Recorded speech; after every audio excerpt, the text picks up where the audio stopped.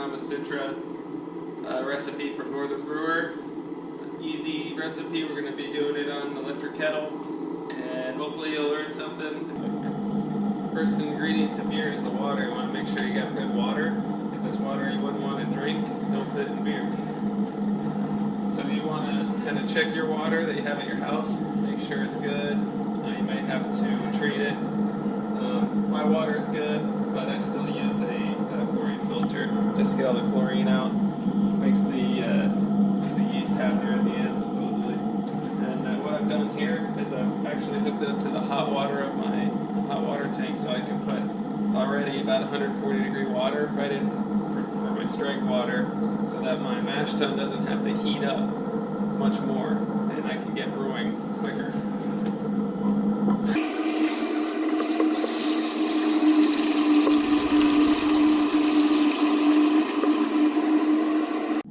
So I'm using the Brewer's Edge mash and boil for my mash tun, and it's an electric system. Works great for 5 gallons. That's about all I make at a time. That's perfect for just a home brewery. And right now I'm heating the strike water to the mash temperature, so that depends on how much grain that you're going to be putting in and the temperature that the grain is.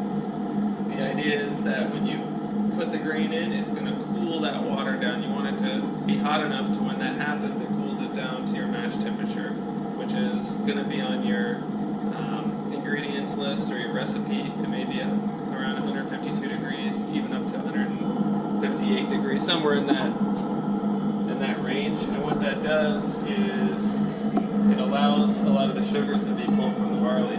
So the system is set up to be kind of like a brew in a bag system. This goes inside, and the grain is going to be put into here. You can see at the bottom, that's where the water is allowed to drip out. All the work from the grain bed will drip out and into here, and then we can start the boil. So I'm going to go ahead and just put that in here now. Let it heat up with the strike water. And we'll get that going. Next step is to get our grain and have it milled.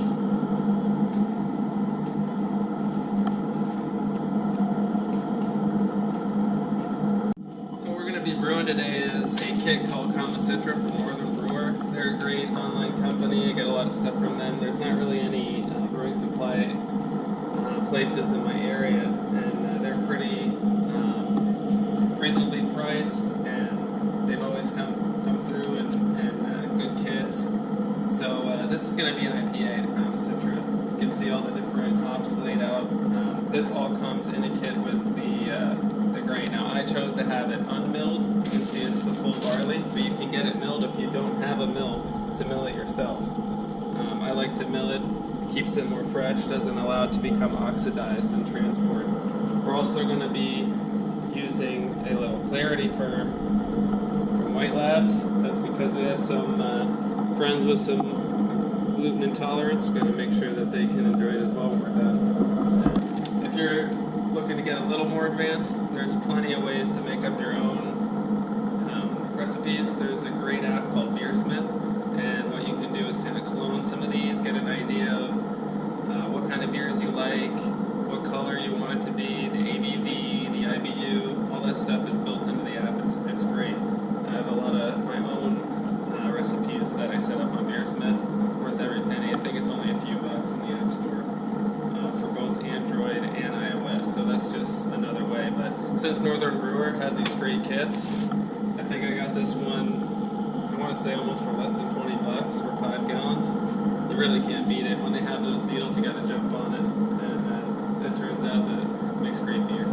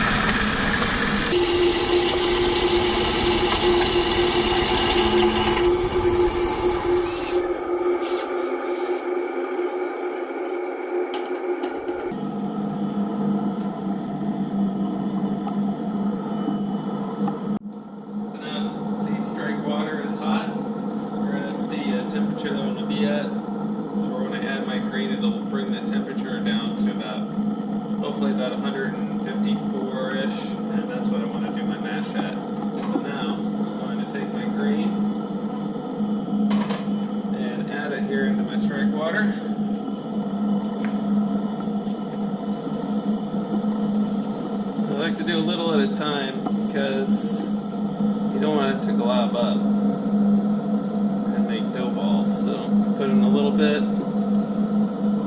maybe a third. Give it a nice stir.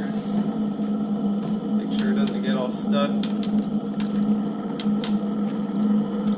And depending on your system, this is really important because you want it to drain correctly. You get all the wort out of the grain bed.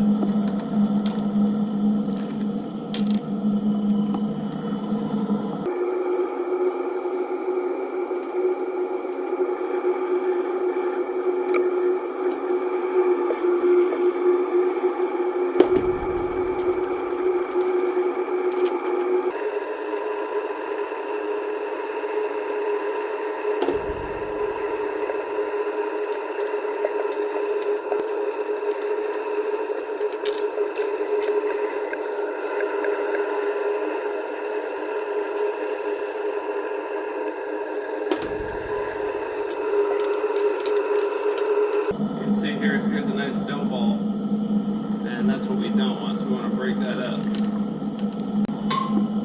So we are all stirred in, no dough balls. We're going to put the lid on, keep the heat inside. I'm going to set the digital thermometer on here to 154 degrees, that's what I want to mash at, and this will kick on the heating element to make sure it stays at that temperature. A lot of times it's good just to put the paddle in there and stir it up, make sure that it's actually reading the correct temperature and that the temperature is staying the same throughout the entire grain bed. So now we're waiting. Our mash is going to take about an hour. That's the usual for about a 5-gallon batch for home brew. Alright, so mash is over. It's been an hour. Hopefully we got all those good sugars and the wort. And now what we're going to do is take and lift the cartridge on the inside so that the wort can drain through the grain bed.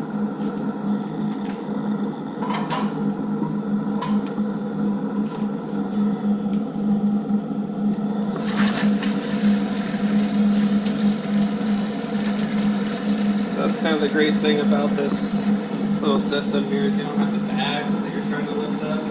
Actually, it's all within this stainless steel inner sheet, and it has that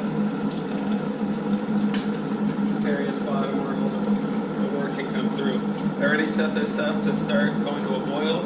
We may have to add some sparge water through it to get our boil volume up high enough to when boils for an hour.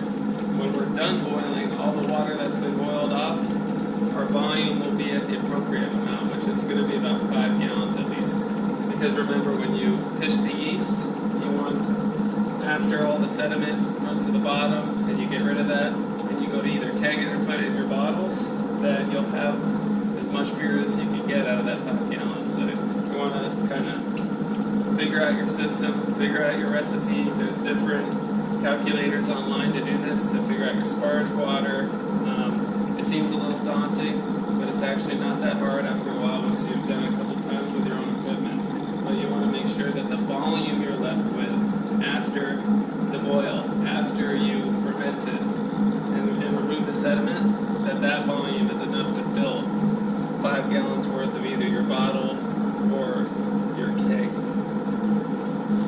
So right now we gotta wait for it to get up to a boil. Meanwhile, we'll let this get through the grain bed, and we'll probably add a little sparge water through it. So we'll talk about the hydrometer a little bit. At this point, we can get our beginning number to calculate our alcohol percentage.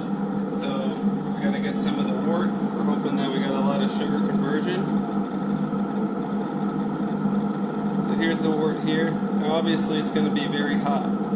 So each hydrometer has a specific calibration temperature. I believe this one is 72 degrees. It should be written somewhere on the hydrometer itself. So what you need to do is you can take this wort that you just made, you can put it in the freezer for a little while, but you want to take and test it with a thermometer and make sure it's at the correct calibration temperature for your hydrometer. For the sake of movie magic, we'll say this is cooled correctly. You'll then put your hydrometer into the wort, and the specific gravity changes with how much sugar is in it. So you can see here where it lines up right? That's going to be your beginning number to calculate your ABV. After you have the fermented wort, so the beer is finished, it's not carbonated, you're going to do the same thing. You're going to take it, you're going to cool it to the correct temperature for your hydrometer, dip it in, and see what your finish number is. Then with an ABV calculator, easy to find online, you can figure out what your final alcohol percentage is for your beer that you just made. For me, I don't really do it that often because at the end it's still beer, and believe me, your friends will drink it no matter what.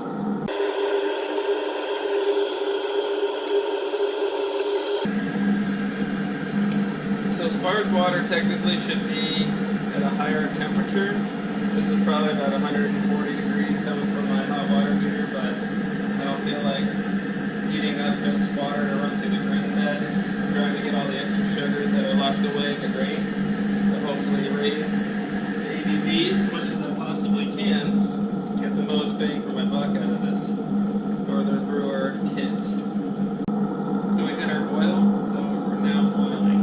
So when you do your first hop addition, that's going to start your countdown. So when you're looking at directions, it'll say the different amount of hops and then the type of hops, and then it'll have a time next to it, like 60 minutes, 20 minutes, 10 minutes. So 60 minutes, that's the start of the boils because it's from the countdown. It's a little confusing. Little something about hops. So they each have their own flavor and their own bitterness. So we're using Cascade, Citra, Centennial hops. Different ones are for bittering, different ones are for aroma, but all of them can change when you put them into your boil. So the longer you put hops on the boil, the more of the aroma gets boiled off. The closer to the end of the boil, or even a flame out it's called, when you stop the boil and you add hops, so the less time that it's in the actual boiling liquid, the more aroma it's going to have and the less bitterness that it will have. And that'll change depending on the hops as well, depending on how bitter they are in the first place. But think, longer the boil, more bitter, less time in the boil, more aroma, for when you're creating your own recipes. Most of these hops here are more flavored towards like citrusy. This is a lighter beer. You can see kind of what our color is going to be. Mostly just pale malt, two-row, and a little caramel. That's what really gives it the color, but it's going to be a light IPA. Not a ton of flavor from the barley, but we're going to get more of that flavor from the hops. So when we add these, we start the boil. So I'm adding the Centennial. That's going to be our first at 60. So the time starts then.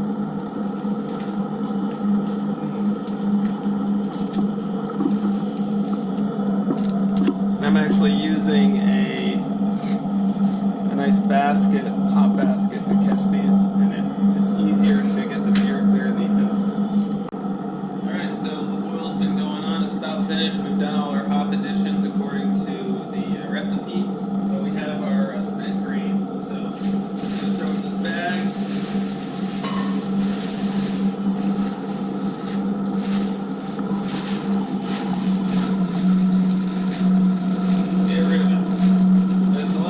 You can do with spent grain. People make food with it. They make like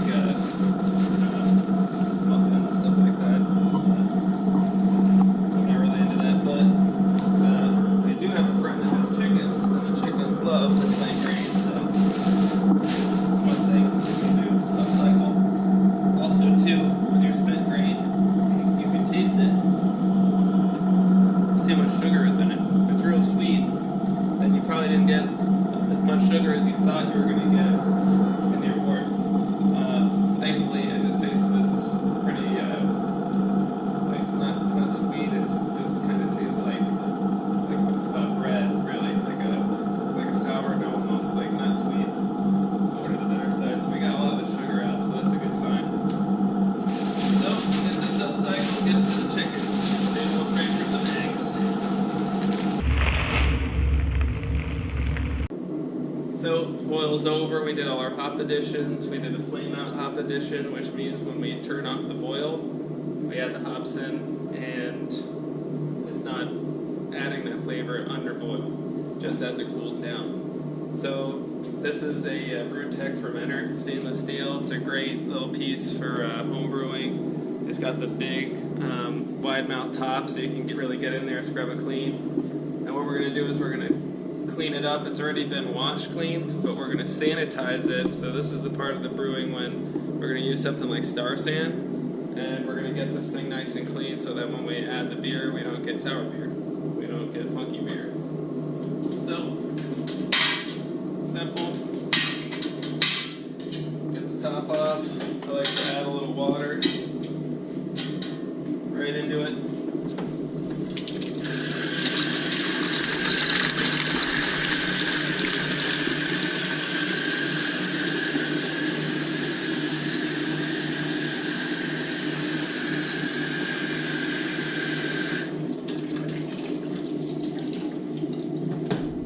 Add the Star San right in. So you can look at the label. I'm just kind of guesstimating.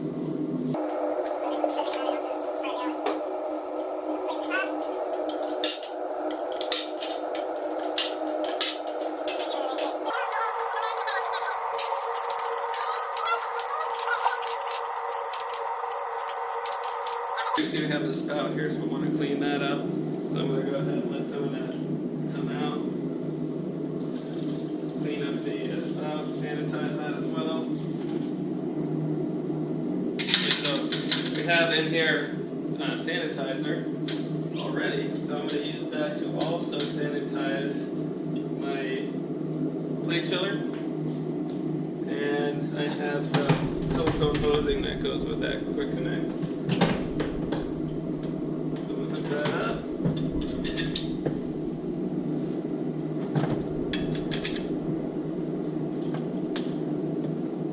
I have a small pump on here that's just to facilitate getting the wort through fast.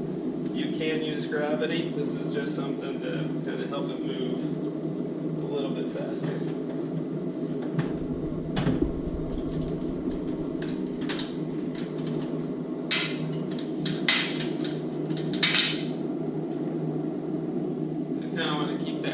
So put it somewhere where it'll stay clean. This is a submergible pump. Throw that right down inside, and then we'll get. Now I got the sanitizer running through.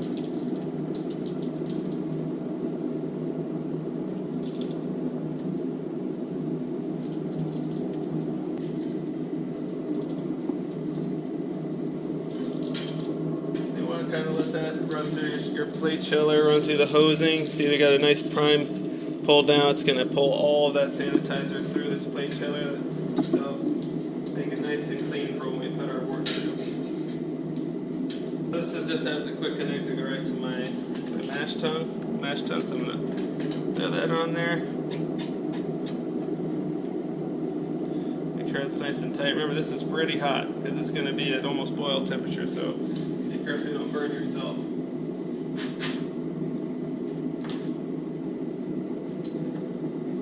Now for this plate chiller, you'll notice you have the in where the wort's coming in, and then you have the out where the cold wort should be coming out. When you hook up your hose, I'm going to use the one right to the faucet on the cold setting. You want the inlet of your cold water on the opposite side of the hot wort. So if the hot wort's coming on this side, you want it to the opposite side.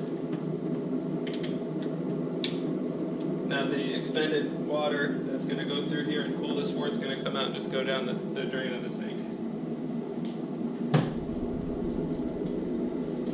So you can see in here I still have some sanitizer. I'm going to dump it out because I don't need it, but I could, if I needed to, fill a couple spray bottles.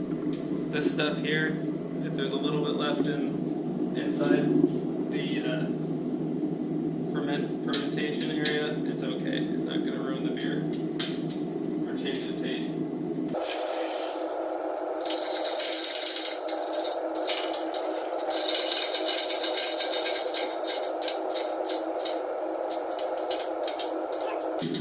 So this is my outlet here. I'm going to make sure this is long enough to make it here. I'm going to turn on my pump. Open this up getting rid of the sanitizer. Now wort's coming out. I'm going to put that into my sanitized fermentation vessel.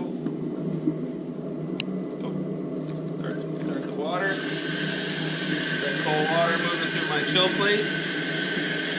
And now I'm ready to put cooled wort into my fermentation device or container.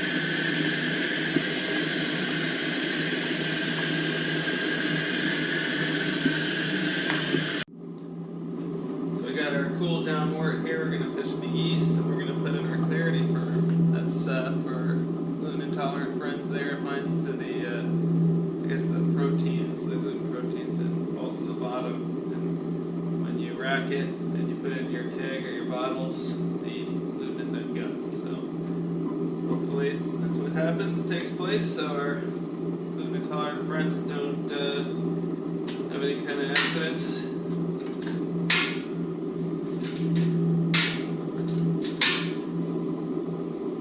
Just opening this up, and keep it as clean as I can. Don't want any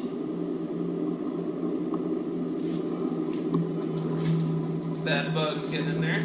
So what this is just some cleaner. I'm cleaning the packs just to make sure there's no bacteria in that either. I'm going to clean the scissors as well, just to make everything nice and clean. So you notice I'm using 2 packs. This should be about 6%. Anything over 5%, I try to put 2 packs in. You don't really have to, but a lot of times when I use 1 pack, if it's bad, it doesn't start bubbling for a couple of days, I have to put another one in. So it's just kind of like a little redundancy to make sure we get a good fermentation going. So you just take these and you sprinkle them over the top.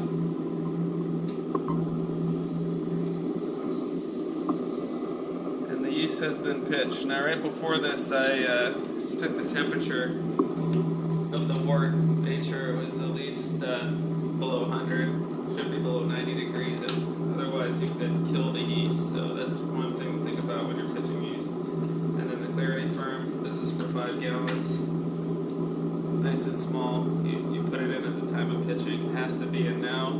If you don't, then it will not work. So it also will make the beer more clear as well in the end. So take my top, still clean. Set that up there.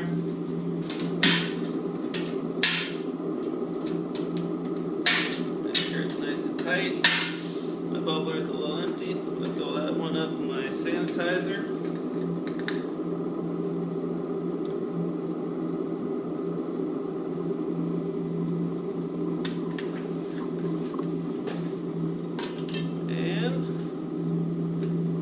Let Mother Nature do its thing. Turn our sugar into alcohol